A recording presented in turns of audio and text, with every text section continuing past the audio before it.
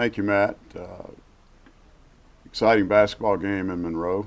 On Saturday afternoon, we jumped out to a 9-2 lead, had some good defensive stops early in the game. We went to the bench in the middle of the first half, made some substitutions, and struggled a little bit defensively. Let Prince Cooper get going, a guy that has not scored a lot of points, wound up having a career high, probably player of the week, knowing our luck. And we fell behind by 7 at the half. The game was tied with 3 minutes to go in the first half. We fell behind by 7. And second half, the game stayed right there in the balance. It was, I think, maybe up to 10 or 12 at one time, but really about a 10-point game most of the second half. We continued to scratch and claw, and then down at the end of the game, we got it to a reasonable margin, 2 possessions the last couple of minutes, and had a chance to win the game, and just couldn't come through when we needed to make a play, and had an offensive foul called against Jay Wright. That was a big play that took points off the board. They also took 3 points of his off the board in the first half on an illegal screen. So disappointing from that standpoint. But we continued to scratch and claw, and even giving up a couple layups in the last 30 seconds while we're trying to press. We were down 5 with 5 seconds to go, and to win the game in regulation says a lot about the character of our guys, and are willing to listen and stick to the game plan and hit a big shot. So we did not play well defensively at all. It was one of our worst defensive games of the year, but we were able to hang on and win because we made some 3-point shots and some clutch plays down the stretch. We were off today. It was Monday, nice day to be off. Have a Sunday off, so the guys have been getting well. Some have been sick, including myself. Some have been banged up a little bit. So we've had a couple of days off from physical practice, but study hall and getting back in the classroom is priority 1A this week, and that's what we're focusing on again today. We'll get back on the court tomorrow, get prepared for Coastal and App, 2 teams that we have not yet seen. Geographically, it's the hardest trip of the year for us, and then we'll come back on Fat Tuesday and have 1 day to prepare for Texas State and Arlington the following week before the conference tournament. Questions?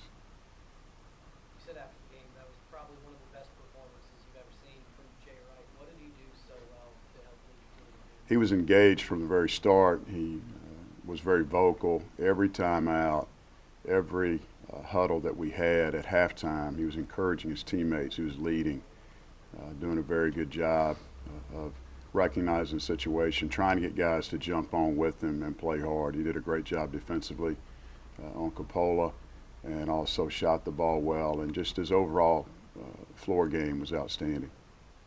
Could you kind of go through that last time out, how you sort of told the guys, this, and this? Well, we were down. I guess that we got it to 3, and they scored on the other layup on the other end. I believe Jordan Harris got a layup against their pressure, and there's maybe 10 seconds to go. And we throw it up the court trying to get a quick 3, and Jerikas Davis shoots a 3, misses, and Kadavian Evans flies through, gets an offensive rebound and scores and gets fouled. And it cuts it to 3 with 3.8 seconds to go. So we used our last timeout. It was a 30-second timeout. I'd used our full timeout a little bit earlier in the last 2 minutes. And just told the guys that when Kadavian shot the ball, make sure it's released. And then I want you to foul the guy, go over the back, and foul the guy, Taylor, which it worked out perfect. We would have fouled anyone, but McDaniel had fouled out, I believe. Munnings had fouled out. And they put in Taylor, who's a poor free throw shooter. I'm thinking tie the whole way, that he'll make 1 or 2, even though they had 2 shot fouls. And that's what happened. PJ jumps on Taylor's back, goes over the top. The official has the presence of mind to call one that works in our favor, and we go the other end. He misses 2. We were prepared for him to make the second one and for Jay Wright to get the last shot, but sometimes things don't work out as planned, and Jerikas rebounds the ball, hits Jonathan with it, and he dribbles up, and 3 dribbles. We told him during the timeout, you've got 3 hard dribbles speed dribbles, and that's exactly what Jonathan did. Had a chance to take one more dribble, to be honest, and got a good look at it. And it was a shot. It wasn't a heave. He shot the ball and went our way. So it gave us the first lead since 7:30 of the first half, I believe. But it was the right time to lead, leaving the gym.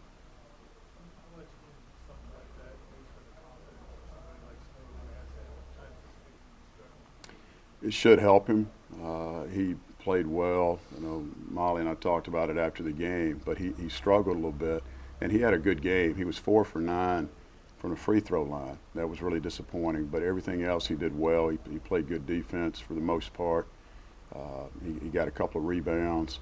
He was engaged as well, but he was very efficient from the field, Tim. He was 6 out of 9 from the floor, and of course 1 for 1 from 3. So he needed that game to help him, and he's been the missing piece in my mind. So hopefully that'll help him and his teammates push forward as we go into the Carolinas. So how pivotal will he be then and during the conference tournament? What's that? How pivotal will his play be down the stretch? Well, it's important. There's no doubt. I mean, it was important Saturday, and as we said, he struggled this year from injury and some confidence. So hopefully that shot will get his confidence back. And you know, we talk all the time. It's never as good as it seems, never as bad as it seems. And I think Jonathan's got his head on straight, but he'll use this as some momentum in the remaining games. Does it feel different preparing for Coastal this week? You're deep into conference play, but going somewhere you're unfamiliar with. Is there any different preparation for something like that? No, for me as a head coach, it is a little bit. I've only watched them play a couple of times. Our assistants have watched them in app quite often, but I've only seen them when they've had a TV game or they've been going against an opponent that we've already played. So we've been to Coastal before. We've been to Conway a couple of years ago in Maui in the Mainland Classic. We were able to win that tournament and beat Coastal there, which was our first non-conference road win, I think, in quite some time. It was a big win for us back in 13-14. So we'll prepare as usual. It is unusual to play a team just once of the second to last week of the season for the first time. Now, odds are we could play one of these two teams again very soon. It seemed like you guys needed a lot to happen in those last final 5 seconds, and everything did happen the way you needed it. Sometimes the difference between a win and a loss is just catching a good break. Well, yeah, the shot has to go in. Obviously, all I want to do is give ourselves a chance late. And as I said, I thought that he would probably hit 1 of 2, and it would give us a chance to go to overtime. I felt like we would have won the game in overtime. We were in foul trouble, but so were they. And they had already lost a couple of their key players. And we felt like we would have the upper hand if it went 5 extra minutes. But you know, sometimes luck. It took one play or a couple of sequence of plays there at the end, as you said, to pull it out, and then luck definitely plays a part in it. And you know, it helped us win the game. We've lost our share on the other end, so we were glad to come out with a victory. Does that say maybe a team like ULM, they're tougher than their record shows, and is it equally as challenging as anyone else in conference? Yeah, absolutely. They're not our arch rival, but besides that, they're a very good basketball team that he does a really good job coaching those guys, and they're good offensively. They've struggled defensively some like we have, but it's a tough place to play. They got a beautiful arena. Playing on Monday night. We played there a couple years ago on Monday night. There wasn't much of a crowd, so but it's a tough place to play, and it's a tough trip for our last road game. It was a little bit of an odd comeback because I think they only had 1 turnover and only 1 missed field goal attempt. You guys were trading either 3 for 2s or 3 for 1s, so they just taken away. And that was the whole strategy the last 2 minutes was go 3 for 2, and we went 4 for 5 from 3, I believe, in the last couple of minutes, and that's the difference. The 3s for 2 gave us a chance, and tough pill to swallow as the game was unfolding there the last 10 seconds, and they were shooting the free throws. It crossed my mind what a tough loss that they had against Troy, and the game goes in overtime. They score 3 seconds to go up 2, and then Troy hits a 3 to win the game in overtime. and which was a great game. It was one possession the entire second half in the overtime. And then to turn around and play as well as they did and to lose would be even a tougher pill to swallow. So that thought crossed my mind, and fortunately that's what happened, and it was the 3s for 2s and for 1s that made it possible. But it was an exciting game. We're certainly glad to win, and needed that victory on the road. We've done well in the road, I think, in conference, and we've lost a couple. The Georgia swing, we could have won both those games, and we'd be in great position. But we're still trying to push forward and move up in the standings the best we can. One other thing, back to the earlier question, we told the guys also, with about 5 minutes to go, that if the game got tight, they certainly don't have confidence that they can win after things that had happened to them in the past. And that's exactly what came true also. It got down late and went down to the last couple of seconds. But if you still got a chance, anything's possible. Have you done that P.J. Hardy play before? Have you used No. it before? No, it's the first time we've ever used it. You seen someone else do it? Yes. Yeah, I got it from Rick Barnes. Kadavian Evans at some points was kind of picked on defensively, but he also had some bright moments offensively. Put back at the end, there was a crossover behind the back that he hit a jumper off of. If he can clean things up defensively, how high do you think the ceiling is on Kadavian?